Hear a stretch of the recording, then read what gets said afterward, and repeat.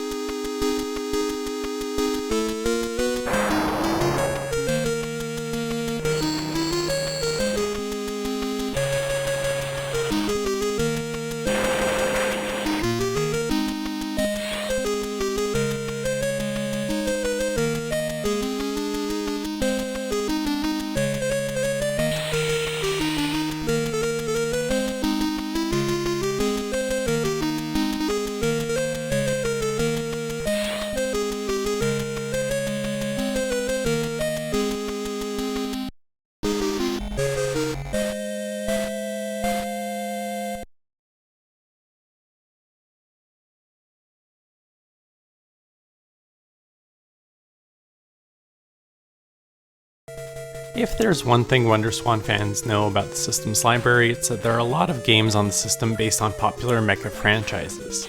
Well, on this episode, we're looking at a game based on the very first mecha franchise. Yes, this episode's game is Tetsujin 28-gou, based on the 1956 manga of the same name by Yokoyama Mitsuteru. The game was developed by an unknown developer and published by yet another Bandai subsidiary, Mega House, the toy company mainly known for being the Japanese distributor of Othello and Rubik's Cubes, and it was released on December 22nd, 1999. If anyone actually does know who developed this game, please get in touch, because my research really didn't get me anywhere. The protagonist's father, Dr. Kaneda, had been tirelessly working with the Imperial Japanese Army on a giant remote-controlled robot. The intent behind this robot was to use it as a powerful weapon and last-ditch attempt to win against the Allies in World War II. Japan surrendered before the completion of the project, but it did eventually get finished on the 28th attempt. Hence the name Iron Man 28, or Tetsujin 28-gou. Shortly thereafter, Dr. Kaneda dies of heart disease with his young son Shotaro at his side. His father's staff take him to the workshop and tell him that he'll be inheriting the robot, and to fulfill his father's wish that the robot be used to preserve peace. Naturally, Tetsujin 28-gou is heavily influenced by the author's own wartime experiences, such as the devastation he witnessed when returning to his hometown, Kobe, after being evacuated to Tottori Prefecture.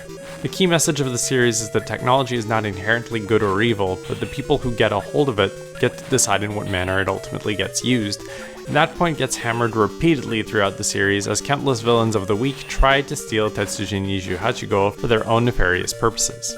Given the franchise's age and status, it's somewhat surprising that the WonderSwan would be home to its very first video game adaptation, but the project was developed in commemoration of Yokoyama Mitsuteru's 45th anniversary as a manga artist.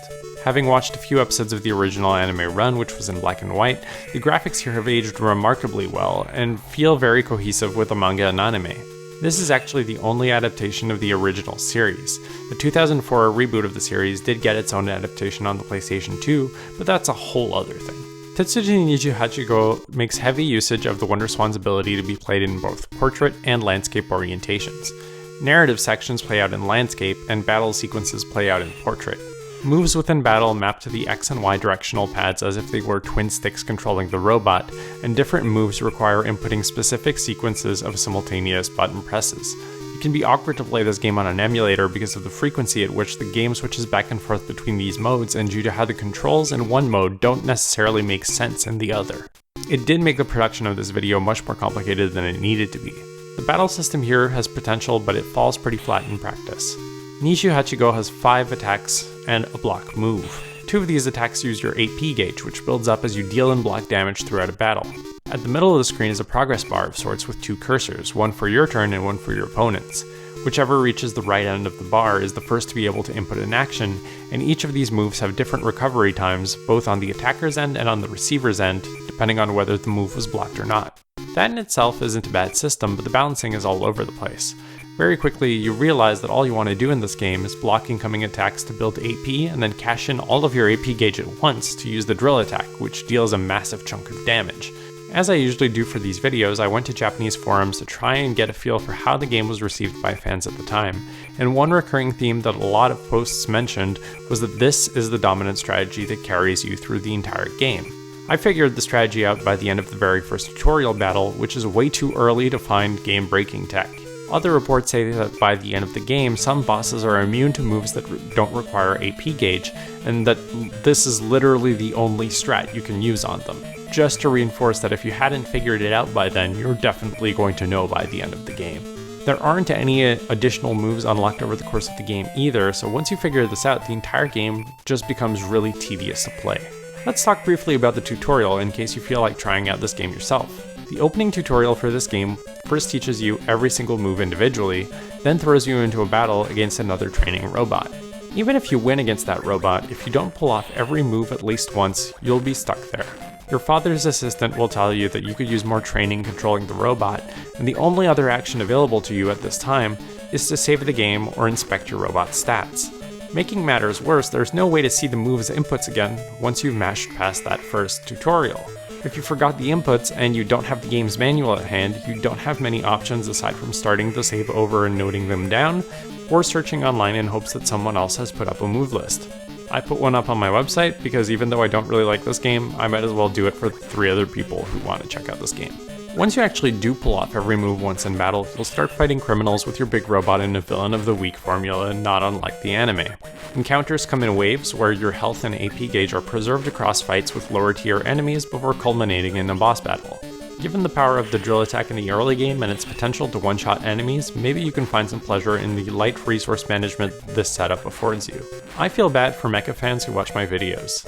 Through rewatching past episodes about mecha games on the WonderSwan, it seems as though I've either thought most mecha games on the WonderSwan were bad, or if the game was decent or even good, the video was made so long ago that I didn't really care about mecha back then personally, and didn't really give the game the correct treatment it deserved.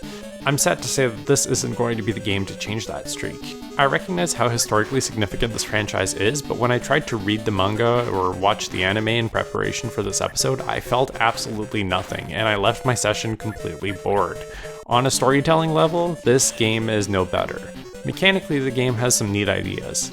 It's very close to being a turn-based fighting game with ATB-inspired combat, which honestly sounds like something I'd be down for.